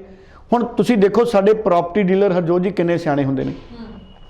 ਹਜੇ ਕਲੋਨੀ ਮਨਜ਼ੂਰ ਨਹੀਂ ਹੁੰਦੀ, ਹਜੇ ਸੀਵਰੇਜ ਨਹੀਂ, ਖੰਭੇ ਨਹੀਂ, ਲਾਈਟਾਂ ਨਹੀਂ, ਕਿਤਾਬ ਛਾਪ ਲੈਂਦੇ ਆ। ਉਹ ਪਲਾਟਾਂ ਦੇ ਨਕਸ਼ੇ ਪਾ ਕੇ 3D ਪਿਕਚਰ ਬਣਾ ਕੇ ਆਹ ਦਿਖਾ ਦਿੰਦੇ ਵੀ ਆਹ ਬਣੂਗਾ ਜੀ। ਸੋ ਜਦੋਂ ਅਸੀਂ ਬਾਹਰ ਜਾਂਦੇ ਹਾਂ ਉਦਯੋਗਾਂ ਨੂੰ ਇਨਵਾਈਟ ਕਰਨ, ਸਾਡੇ ਕੋਲੇ ਕੋਈ ਖਾਕਾ ਹੈ ਵੀ ਸਾਡੇ ਕੋਲੇ ਲੁਧਿਆਣੇ 200 ਪਲਾਟ ਪਏ, ਸਾਡੇ ਕੋਲੇ ਸਮਰਾਲੇ 'ਚ ਇੰਨੇ ਪਏ, ਸਾਡੇ ਕੋਲੇ ਰਾਏਕੋਟ ਇੰਨੇ ਪਏ, ਸਾਡੇ ਕੋਲੇ ਬੱਸੀ ਪਠਾਣਾ ਇੰਨੇ ਪਏ, ਸਾਡੇ ਕੋਲੇ ਫਿਰੋਜ਼ਪੁਰ 'ਚ ਇੰਨੇ ਏਕੜ ਪਏ। ਅਗਰ ਕੋਈ ਪਿਆ ਪਹਿਲਾਂ ਉਹਦੀ ਨਿਸ਼ਾਨਦੇਹੀ ਕਰ ਲਓ। ਇਹ ਵਿਉਂਤਬੰਦੀ ਚਾਹੀਦੀ ਹੈ ਪੰਜਾਬ 'ਚ। ਪੰਚਾਇਤਾਂ ਨਾਲ ਸਹਿਮਤੀ ਕਰ ਲਓ। ਪੰਚਾਇਤਾਂ ਦੀਆਂ ਜ਼ਮੀਨਾਂ ਖਰੀਦਣੀਆਂ, ਕਿਸਾਨਾਂ ਤੋਂ ਖਰੀਦਣੀਆਂ, ਤੁਸੀਂ ਕਿਸ ਭਾਅ ਖਰੀਦਣੀਆਂ ਨੇ। ਸਰਕਾਰ ਪਹਿਲਾਂ ਕੀ ਕਰੇ ਹਰਜੋਤ ਜੀ, ਅਗਰ ਦੂਜੇ ਉਦਯੋਗ ਨੂੰ ਬੁਲਾਉਣਾ ਹੈ ਨਾ ਪੰਜਾਬ 'ਚ, ਕੀ ਕਰੇ ਸਰਕਾਰ? ਸਰਕਾਰ ਪਹਿਲਾਂ ਪੰਜਾਬ 'ਚ 5000 ਏਕੜ ਜ਼ਮੀਨ ਖਰੀਦ ਲੇ, ਭਾਵੇਂ ਪੰਚਾਇਤਾਂ ਤੋਂ ਲੈ ਲੇ, ਭਾਵੇਂ ਕਿਸਾਨਾਂ ਤੋਂ ਖਰੀਦ ਲੇ। ਸਰਕਾਰ 5000 ਏਕੜ ਜ਼ਮੀਨ ਖਰੀਦ ਲੇ, ਉਸ ਜ਼ਮੀਨ ਦਾ ਪੈਸਾ ਕਿਸਾਨਾਂ ਦੇ ਖਾਤਿਆਂ 'ਚ ਪਾ ਲੇ, ਫਿਰ ਉੱਥੇ ਲਾਈਟਿੰਗ, ਸੀਵਰੇਜ, ਟਰੀਟਮੈਂਟ ਪਲਾਂਟ ਸਾਰਾ ਕੁਝ ਲਾ ਲੇ, ਫਿਰ ਉੱਥੇ ਪਲਾਟ ਕੱਟ ਕੇ ਫਿਰ ਉਦਯੋਗਾਂ ਨੂੰ, ਫਿਰ ਤਾਂ ਮੁੰਬਈ 'ਚ, ਹੈਦਰਾਬਾਦ 'ਚ, ਚੇਨਈ 'ਚ, ਦਿੱਲੀ 'ਚ, ਅਮਰੀਕਾ 'ਚ ਇਸ਼ਤਿਹਾਰ ਛਾਪਦੇ ਵੀ ਭਾਈ ਆਹ ਪਲਾਟ ਹੈ ਪੰਜਾਬ ਸਰਕਾਰ ਦੇ। 5 ਸਾਲ 2 ਸਾਲ ਹੋ ਗਏ ਅਸੀਂ ਕਿਸਾਨਾਂ ਨੂੰ ਪੈਸਾ ਦਿੱਤਾ, ਵਾਟਰ ਟਰੀਟਮੈਂਟ ਪਲਾਂਟ ਲੱਗ ਗਏ, ਬਿਜਲੀ ਦੇ ਪਲਾਂਟ ਲੱਗ ਗਏ, ਉਦਯੋਗ ਆਪ ਹੀ ਆ ਜਾਣਾ ਜੀ। ਉਦਯੋਗ ਸਹੂਲਤਾਂ ਭਾਲਦਾ, ਉਦਯੋਗ ਵਾਲੇ ਉਸ ਤੋਂ ਬਿਨਾਂ ਕਿਉਂ ਆਉਣਗੇ ਜੀ? ਇਸ ਕਰਕੇ ਇਸ ਤਰ੍ਹਾਂ ਦੂਜੇ ਸੂਬਿਆਂ 'ਚ ਜਾ ਕੇ ਉਹਨਾਂ ਨੂੰ ਇਨਵਾਈਟ ਕਰਨ ਨਾਲ ਕੋਈ ਇੱਕ ਅੱਧੀ ਫੈਕਟਰੀ ਆ ਜੇ। ਜੇ ਸਾਨੂੰ ਲੱਗਦਾ ਵੀ ਅਸੀਂ ਚੀਨ ਬਣ ਜਾਾਂਗੇ, ਇਹ ਨਹੀਂ ਸੰਭਵ ਹੋਣਾ। ਮੇਰੀ ਗੱਲ ਦਾ ਗੁੱਸਾ ਨਾ ਕਰਿਓ ਭਾਈ ਸਰਕਾਰ ਵਾਲਿਓ, ਸਾਨੂੰ ਵਿਜ਼ਨ ਵੱਡਾ ਰੱਖਣਾ ਪੈਣਾ। ਇਸੇ ਕਰਕੇ ਮੈਂ ਕਹਿਣਾ ਹੁੰਦਾ ਕਿ ਚਲੋ ਮੈਂ ਕਿਉਂ ਕਵਾਂ, ਲੋਕ ਕਈ ਵਾਰੀ ਗੁੱਸਾ ਕਰ ਜਾਂਦੇ ਨੇ। ਵੈਸੇ ਨਵਜੋਤ ਸਿੰਘ ਸਿੱਧੂ ਦਾ ਪੰਜਾਬ ਮਾਡਲ ਸੀ ਜਿਹੜਾ ਮਾੜਾ ਨਹੀਂ ਸੀ। ਬਿਲकुल सही ਤੁਸੀਂ ਗੱਲ ਕਹੀ ਹੈ। ਚਲੋ ਕੋਸ਼ਿਸ਼ ਜੋ ਹੈ ਆਮ ਆਦਮੀ ਪਾਰਟੀ ਦੀ ਸਰਕਾਰ ਵੱਲੋਂ, ਨਹੀਂ ਕੋਸ਼ਿਸ਼ ਪੂਰੀ ਆ। ਭਗਵੰਤ ਮਾਨ, ਮੈਂ ਜਿਵੇਂ ਪਹਿਲਾਂ ਕਿਹਾ, ਦੇਖੋ ਸੁਖਬੀਰ ਬਾਦਲ ਤੇ ਕੈਪਟਨ ਅਮਰਿੰਦਰ ਸਿੰਘ ਨੂੰ ਤਾਂ ਪਿੱਛੇ ਛੱਡ ਜਾਣਗੇ ਜੀ। ਭਾਵੇਂ ਕੁਝ ਕੁ ਫੈਕਟਰੀਆਂ ਆਉਣ, ਭਗਵੰਤ ਮਾਨ ਫੈਕਟਰੀਆਂ ਪੰਜਾਬ 'ਚ ਪੱਕੀਆਂ ਲੈ ਕੇ ਆਊਗਾ। ਭਾਵੇਂ ਆਮ ਆਦਮੀ ਪਾਰਟੀ ਦੀ ਇਮਾਨਦਾਰ ਸਰਕਾਰ ਦੇ ਮੂੰਹ ਨੂੰ ਫੈਕਟਰੀਆਂ ਆ ਜਾਣ, ਥੋੜੀਆਂ ਬਹੁਤੀਆਂ ਫੈਕਟਰੀਆਂ ਜ਼ਰੂਰ ਆਉਣਗੀਆਂ। ਭਗਵੰਤ ਮਾਨ ਦੂਜਿਆਂ ਨਾਲੋਂ ਤਾਂ ਕਾਮਯਾਬ ਰਹੂਗਾ ਜੀ। ਚਲੋ ਗੁਆਂਢੀ ਸੂਬੇ ਹਰਿਆਣਾ ਦੀ ਵੀ ਗੱਲ ਕਰ ਲਈਏ। ਡੱਲਾ ਜੀ, ਉੱਥੇ ਧਰਮ ਪਰਿਵਰਤਨ ਨੂੰ ਲੈ ਕੇ ਨਵਾਂ ਕਾਨੂੰਨ ਬਣਾਇਆ ਗਿਆ, ਤਾਂ ਮੈਂ ਜ਼ਰੂਰ ਚਾਹਾਂਗੀ ਕਿ ਉਹ ਜਾਣਕਾਰੀ ਵੀ ਦਰਸ਼ਕਾਂ ਨਾਲ ਜ਼ਰੂਰ ਸਾਂਝੀ ਕਰੋ। ਕੀ ਇਹ ਨਵਾਂ ਕਾਨੂੰਨ ਧਰਮ ਪਰਿਵਰਤਨ ਨੂੰ ਲੈ ਕੇ? ਦੇਖੋ ਅਸਲ 'ਚ ਕੀ ਹੈ ਨਾ ਜੀ, ਹਰਿਆਣੇ ਦੇ ਵਿੱਚ ਹੁਣ ਵਿਆਹ ਜ਼ਬਰਦਸਤੀ ਅਤੇ ਲਾਲਚ ਦੇ ਵਿੱਚ ਧਰਮ ਪਰਿਵਰਤਨ ਕਰਾਉਣ ਤੇ ਕਾਨੂੰਨ ਬਣਾਤਾ ਵੀ ਪਾਬੰਦੀ ਹੈ, ਕੇਸ ਦਰਜ ਹੋਊਗਾ, 10 ਸਾਲ ਦੀ ਸਜ਼ਾ ਹੋ ਸਕਦੀ ਹੈ, 5 ਲੱਖ ਦਾ ਜੁਰਮਾਨਾ। ਹੁਣ ਹਰਿਆਣੇ 'ਚ ਧਰਮ ਬਦਲ ਕੇ ਵਿਆਹ ਵੀ ਨਹੀਂ ਕੀਤਾ ਜਾ ਸਕਦਾ।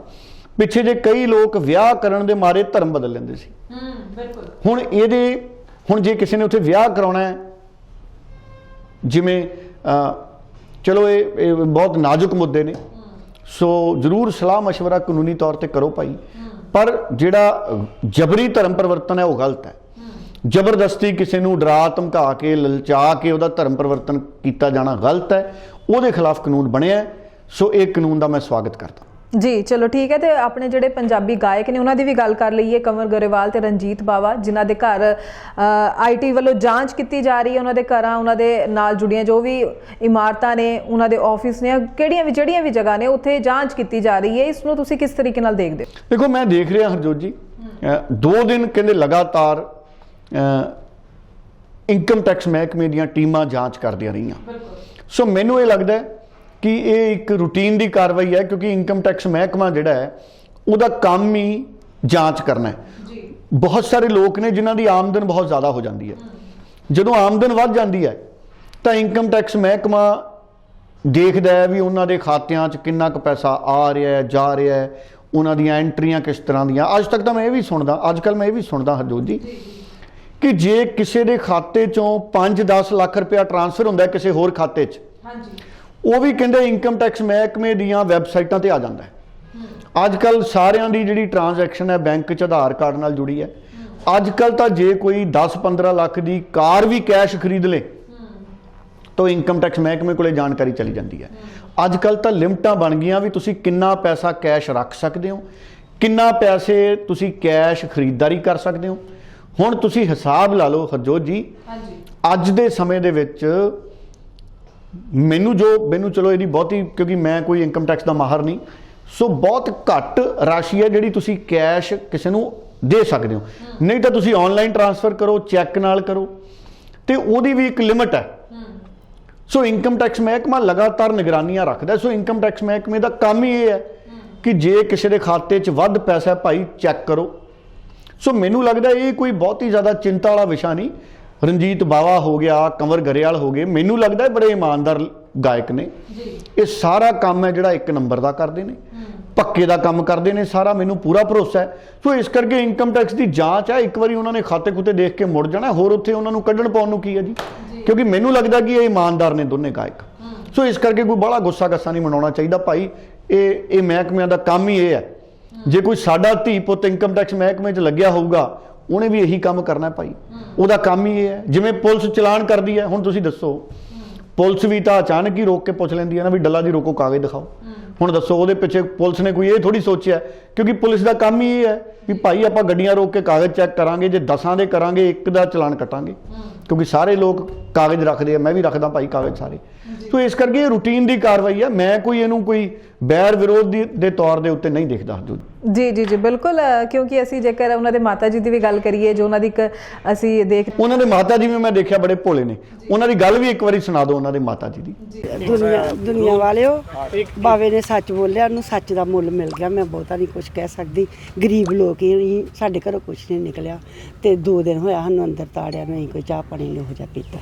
ਹਾਂ, ਅਸੀਂ ਗਰੀਬ ਲੋਕ ਹੀ, ਬਾਵੇ ਨੇ ਸੱਚ ਬੋਲਿਆ, ਉਹਨੂੰ ਸੱਚ ਦਾ ਮੁੱਲ ਮਿਲ ਗਿਆ, ਤੇ ਸੱਚ ਨਾ ਕੋਈ ਵੀ ਬੋਲੇ। ਕੀ ਰੇਟ ਕਿਸ ਲਈ ਪਾਈ ਗਈ ਹੈ? ਰੇਟ ਕਿਸ ਲਈ ਪਾਈ ਗਈ? ਰੇਟ ਇਸੇ ਲਈ ਪਾਈ ਗਈ, ਉਹ ਸੱਚ, ਗੀਤ ਸੱਚ ਬੋਲਦਾ, ਗਾਣੇ ਸੱਚ ਬੋਲਦਾ, ਦੁਨੀਆ ਨਾਲ ਗੱਲਾਂ ਸੱਚੀਆਂ ਕਰਦਾ, ਉਹਨੂੰ ਸੱਚ ਦਾ ਮੁੱਲ ਮਿਲ ਗਿਆ, ਹੋਰ ਕੁਝ ਨਹੀਂ ਹੋਣ ਗਿਆ। ਹੋਰ ਸਾਨੂੰ ਨਹੀਂ ਪਤਾ ਕਾਹਦੇ ਮਾਰਿਆ ਰੇਟ ਪਾਈ ਗਈ, ਗਰੀਬ ਘਰ ਰੇਟ ਪਾਈ ਗਈ। ਤੇ ਕੁਛ ਇਹ ਵੀ ਕਿਹਾ ਗਿਆ ਕਿ ਪਿਛਲੇ ਦਿਨੀ ਇਹ ਖਾੜੇ ਲਾ ਕੇ ਆਇਆ, ਹਾਂ ਲਾ ਕੇ, ਬਾਹਰ ਵਿਦੇਸ਼ ਤੱਕ ਲਾ ਕੇ ਆਇਆ। ਹਾਂਜੀ, ਸਾਰਿਆਂ ਨੂੰ ਪਤਾ ਬੇਟਾ, ਸਾਰਿਆਂ ਨੂੰ ਪਤਾ ਸਾਰਿਆਂ ਨੂੰ ਪਤਾ ਜੀ। ਸੋ ਆਪਾਂ ਉਹਨਾਂ ਦੇ ਮਾਤਾ ਜੀ ਦੀ ਗੱਲ ਤਾਂ ਸੁਣੀ ਹੈ, ਵਾਕਈ ਉਹ ਜਿਵੇਂ ਕਹਿ ਰਹੇ ਨੇ ਕਿ ਵੀ ਸੱਚ ਬੋਲੇ ਤੇ ਉਸਦਾ ਉਹਨਾਂ ਨੂੰ ਜੋ ਹੈ ਭੁਗਤਣਾ ਪੈ ਰਿਹਾ। ਸੋ ਜਿਵੇਂ ਕਿ ਡੱਲਾ ਜੀ ਤੁਸੀਂ ਕਹਿ ਰਹੇ ਹੋ ਕਿ ਅਜਿਹਾ ਕੁਝ ਵੀ ਨਹੀਂ ਹੁੰਦਾ। ਸੋ ਇਨਕਮ ਟੈਕਸ ਮਹਿਕਮੇ ਦੀ ਜੋ ਰੂਟੀਨ ਹੁੰਦਾ, ਜੋ ਉਹਨਾਂ ਦਾ ਕੰਮ ਹੈ, ਉਹੀ ਉਹਨਾਂ ਵੱਲੋਂ ਕੀਤਾ ਜਾ ਰਿਹਾ। ਜਿਵੇਂ ਤੁਸੀਂ ਕਹਿੰਦੇ, ਜਾਣ ਤੋਂ ਪਹਿਲਾਂ ਕੁਝ ਹੋਰ ਸਿਆਸੀ ਬਿਆਨ ਵੀ ਇਸ ਪ੍ਰੋਗਰਾਮ ਦੇ ਜ਼ਰੀਏ ਦਰਸ਼ਕਾਂ ਦੇ ਨਾਲ ਸਾਂਝੇ ਕਰ ਲੈਂਦੇ ਹਾਂ। ਬਿਲਕੁਲ ਠੀਕ ਹੈ। ਔਰ ਜਾਂਦੇ ਜਾਂਦੇ ਵਕੀਲ ਸਾਹਿਬ ਦੀ ਗੱਲ ਵੀ ਸੁਣ ਲਓ, ਕਿਉਂਕਿ ਜਿਹੜਾ ਜੀਰਾ ਫੈਕਟਰੀ ਵਾਲਾ ਮਾਮਲਾ ਹੈ ਜੋ ਬੜਾ ਭਖਿਆ, ਸੋ ਉੱਥੋਂ ਦੇ ਵਕੀਲ ਸਾਹਿਬ ਦੀ ਇੱਕ ਵਾਰੀ ਗੱਲ ਵੀ ਸੁਣ ਲਈ। ਦੇਖੋ, ਹਾਈ ਕੋਰਟ ਨੇ ਤਾਂ ਨਿਰਦੇਸ਼ ਜਿਹੜੇ ਹੈਗੇ ਨੇ 2-3 ਓਕੇਜ਼ਨਸ ਤੇ ਆਲਰੇਡੀ ਦੇ ਚੁੱਕੇ ਨੇ high court. And high court ਦਾ ਇਹ ਮੰਨਣਾ ਸੀਗਾ ਕਿ ਜਿਹੜਾ ਪ੍ਰੋਟੈਸਟ ਹੈ ਇਹ ਬਿਲਕੁਲ ਬੇਬੁਨਿਆਦ ਹੈ। ਇਸ ਪ੍ਰੋਟੈਸਟ ਬਾਰੇ ਸ਼ੁਰੂ ਹੋਇਆ ਸੀਗਾ ਕਿ ਭਈ ਜਿਹੜੀ ਫੈਕਟਰੀ ਚੱਲ ਰਹੀ ਹੈ ਐਥਨੋਲ ਪ੍ਰੋਡਿਊਸ ਕਰਦੀ ਹੈ, ਸ਼ਾਇਦ ਉਹ ਕੋਈ ਪੋਲਿਊਸ਼ਨ ਕ੍ਰੀਏਟ ਕਰ ਰਹੇ ਨੇ। ਪਹਿਲਾਂ ਸਟੇਟ ਪੋਲਿਊਸ਼ਨ ਕੰਟਰੋਲ ਬੋਰਡ ਨੇ ਆਪਣੀ ਰਿਪੋਰਟ ਦਿੱਤੀ, ਫਿਰ ਉਹਨਾਂ ਨੇ ਨਹੀਂ ਮੰਨੀ ਪ੍ਰੋਟੈਸਟਰਸ ਨੇ, ਉਹਨਾਂ ਨੇ ਕਿਹਾ ਵੀ NGT ਤੋਂ ਰਿਪੋਰਟ ਚਾਹੀਦੀ ਹੈ। NGT ਨੇ ਰਿਪੋਰਟ ਦਿੱਤੀ ਜਿਹਦੇ 'ਚ 3 ਯੂਨੀਵਰਸਿਟੀਜ਼ ਇਨਵੋਲਵ ਹੋਈਆਂ ਨੇ, 3 ਟੈਸਟਿੰਗ ਲੈਬੋਰੇਟਰੀਜ਼ ਇਨਵੋਲਵ ਹੋਈਆਂ, ਜਿਹਦੇ ਨੇ ਕਿਹਾ ਕਿ ਠੀਕ ਹੈ some kind of pollutions are there but it is not attributable to the factory. But unfortunately illegal elements involve ਹੋ ਗਏ। ਉਹਨਾਂ ਨੇ ਇਹਨੂੰ ਇੱਕ ਮੁੱਦਾ ਜਿਹਾ ਬਣਾ ਕੇ ਫੈਕਟਰੀ ਨੂੰ ਰੋਕਿਆ ਕੰਮ ਕਰਨ ਨੂੰ। ਫੈਕਟਰੀ ਨੂੰ ਐਕਸਪੈਂਸਿਸ ਨੇ, ਵਰਕਰਸ ਨੇ, ਤਨਖਾਹਾਂ ਦੇਣੀਆਂ ਨੇ ਲੋਕਾਂ ਦੀਆਂ, ਐਕਸਾਈਜ਼ ਦੀ ਫੀਸਾਂ ਦੇਣੀਆਂ ਨੇ, ਤੇ ਕੋਰਟ ਨੇ ਸਾਰਾ ਕੁਝ ਕਹਿ ਕੇ ਵੀ ਕਿ ਫੈਕਟਰੀ ਦੀ ਕੋਈ ਗਲਤੀ ਨਹੀਂ ਹੈ, ਇਹਨਾਂ ਨੂੰ ਅਲਾਉ ਕੀਤਾ ਜਾਏ ਚੱਲਣ ਲਈ। ਉਹ ਵੀ ਨਹੀਂ ਫਿਰ ਪ੍ਰੋਟੈਸਟਰਸ ਮੰਨੇ, ਤੇ ਅੱਜ ਕੋਰਟ ਨੇ ਸਾਰੀ ਰਿਪੋਰਟ ਲੈ ਕੇ ਡਿਪਟੀ ਕਮਿਸ਼ਨਰ ਤੋਂ ਕਿ ਬਈ FIRs ਵੀ ਰਜਿਸਟਰਡ ਹੋਈਆਂ ਨੇ ਪ੍ਰੋਟੈਸਟਰਸ ਦੇ ਖਿਲਾਫ ਜਿਹੜੇ ਇਲੀਗਲ ਪ੍ਰੋਟੈਸਟ ਕਰਦੇ ਪਏ ਨੇ। ਤੇ ਫੈਕਟਰੀ ਵਾਲਿਆਂ ਨੇ ਵੀ ਫਿਰ ਦੁਬਾਰਾ ਵੋਲੰਟੀਅਰ ਕੀਤਾ ਕਿ ਸਾਨੂੰ ਕਿਸੇ ਚੀਜ਼ ਦੀ ਕੋਈ ਡਰ ਨਹੀਂ ਹੈਗਾ, we are not creating any kind of pollution. ਅਗਰ ਕੋਰਟ ਇੱਕ ਹੋਰ ਕਮੇਟੀ ਵੀ ਬਣਾਏਗੀ, ਆਪਾਂ ਉਹਦੇ ਅੱਗੇ ਵੀ ਜਾਣ ਲਈ ਤਿਆਰ ਹੈਗੇ ਹਾਂ ਕਿ ਕੋਈ ਪੋਲਿਊਸ਼ਨ ਜਿਹੜੀ ਹੈ ਫੈਕਟਰੀ ਨਹੀਂ ਕਰ ਰਹੀ। ਜੀ, ਸੋ ਡੱਲਾ ਜੀ ਤੁਹਾਡਾ ਧੰਨਵਾਦ ਜ਼ਰੂਰ ਕਰਾਂਗੇ। ਇਜਾਜ਼ਤ ਲੈਣ ਤੋਂ ਪਹਿਲਾਂ ਕਿ ਤੁਸੀਂ ਸਾਰੀ ਖਬਰਾਂ ਦੇ ਉੱਪਰ ਪੂਰਾ ਵਿਸ਼ਲੇਸ਼ਣ ਕਰਕੇ ਪੂਰੀ ਜਾਣਕਾਰੀ ਹਮੇਸ਼ਾ ਦਰਸ਼ਕਾਂ ਨਾਲ ਸਾਂਝੇ ਕਰਦੇ ਹੋ, ਤੇ ਦਰਸ਼ਕਾਂ ਦਾ ਤਾਂ ਧੰਨਵਾਦ ਕਰਨਾ ਬਣਦਾ ਹੀ ਹੈ ਜੋ ਹਮੇਸ਼ਾ ਹੀ ਪ੍ਰੋਗਰਾਮ ਦੇ ਨਾਲ ਜੁੜਦੇ ਨੇ, ਆਪਣੇ ਸੁਝਾਅ ਵੀ ਸਾਨੂੰ ਸਮੇਂ-ਸਮੇਂ ਤੇ ਕਮੈਂਟਸ ਦੇ ਜ਼ਰੀਏ ਸਾਡੇ ਨਾਲ ਸਾਂਝੇ ਕਰਦੇ ਰਹਿੰਦੇ ਨੇ। ਬਹੁਤ ਚੰਗਾ ਲੱਗਦਾ ਜਦੋਂ ਤੁਹਾਡੇ ਵਿਚਾਰ ਸਾਡੇ ਤੱਕ ਪਹੁੰਚਦੇ ਨੇ। ਫਿਰ ਹਾਜ਼ਰ ਹੋਵਾਂਗੇ ਹੋਰ ਖਬਰਾਂ ਦੇ ਪੂਰੇ ਸਮੀਕਰਨਾਂ ਦੇ ਨਾਲ, ਹੋਰ ਜਾਣਕਾਰੀਆਂ ਦੇ ਨਾਲ। ਤਦ ਤੱਕ ਲਈ ਮੈਨੂੰ ਯਾਨੀ ਕਿ ਹਰਜੋਤ ਕੌਰ ਨੂੰ ਵੀ ਦਿਓ ਜੀ ਇਜਾਜ਼ਤ। ਧੰਨਵਾਦ। ਬਹੁਤ ਧੰਨਵਾਦ ਜੀ।